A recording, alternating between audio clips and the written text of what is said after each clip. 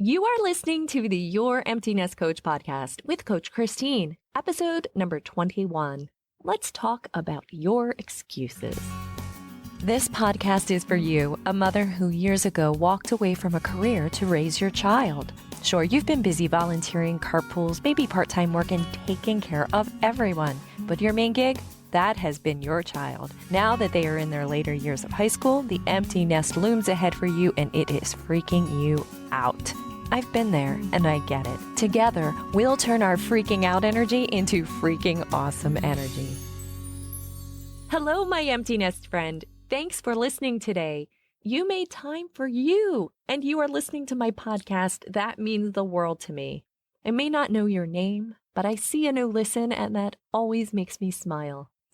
I've got to tell you, getting these podcasts out in the world is no small amount of work. From start to finish, my checklist is significant. I have 2 other amazing colleagues that assist me, and it takes hours and hours to just get one of these episodes to you. I do it for you, and if you are enjoying it, the best way to let me know is to take time to rate and review the podcast in Apple Podcasts or wherever you are listening to your podcast, or share it with a friend. Thanks so much. And a special shout out to my team, Beth and Felicia. Thank you for your dedication and support. You are the best. Okay, now for you, my friend, let's talk about those excuses. In my last episode, we discussed you figuring out how to get to your future result. As soon as you begin to work on these future results and plans, excuses tend to pop up in your mind. It makes sense. Your mind likes what it knows. It wants to stay comfortable and will find a way to keep doing what it is doing because, hey, it is easier. And I'm going to give you a little tough love in this episode. When you use an excuse, what you are really saying is, I didn't want it enough. Think about it. If you did want it enough, you would ignore the excuse. It wouldn't stop you from anything. It would be back to your friend telling you that you're going to wake up as a turtle tomorrow.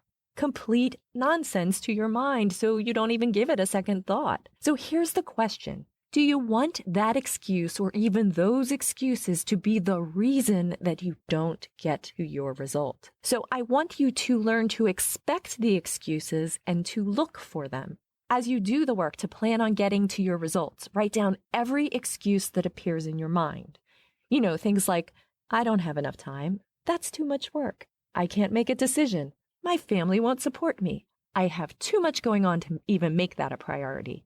Write them all down when you notice them and take a look at them periodically so that you begin to tune into them when they crop up in your mind. You may notice that you say one of them quite often. You could even ask your friends and family, and I bet they know your go-to excuses. I know, that's a dare, isn't it?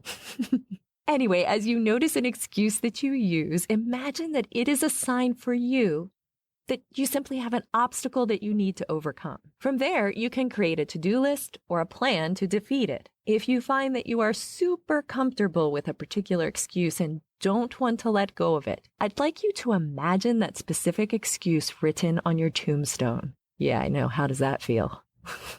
If you use the excuse a lot, maybe that should be on your tombstone. But here's the thing. Do you want it to be? You can choose. And what would you put in its place? You can even draw a tombstone around each of your excuses because in a way, they are the death of your progress toward your result. If you use the excuse and give into the excuse, how can you possibly move forward?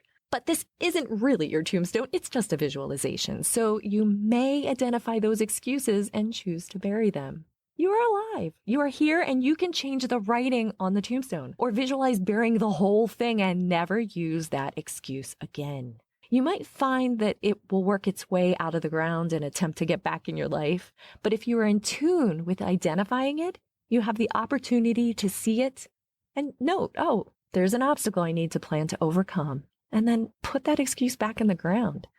Bury it. Your mind is going to want to boss you around and keep you comfortable for sure. But my friend, you can be the boss of your mind and use it to do great things. So notice your excuses and make a decision that they aren't the boss of you.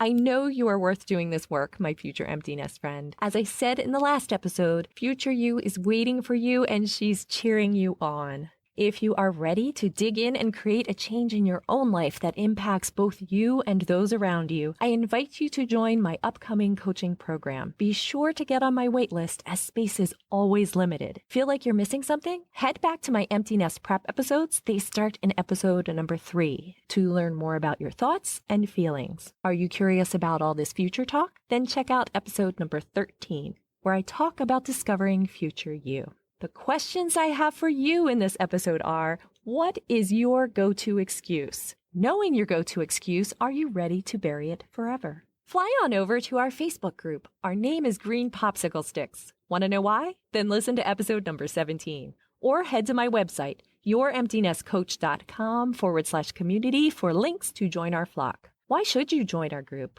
Well, the adjustment to not having your kiddos at home full-time isn't always easy, but it sure can be a ton more fun with a flock of friends. We look forward to seeing you there. As always, I provide content to make you think, my empty nest friend. My hope is that I'm able to provide you with thoughts that positively impact your life. You'll also find show notes for this and every single episode on my website. My next episode's title is My Favorite Thursday Thoughts About. I'm going to share some of my favorite thoughts that I have emailed to my email list. Also, if you have an extra moment to give this podcast a 5-star rating, it will help other future empty nest mothers to find it when they need it. Thanks for your time and energy with that, and thanks so much for listening, my empty nest friend. Remember, you are amazing. Oh, I love when there's noises in the house, and I don't know if it's getting picked up on the mic.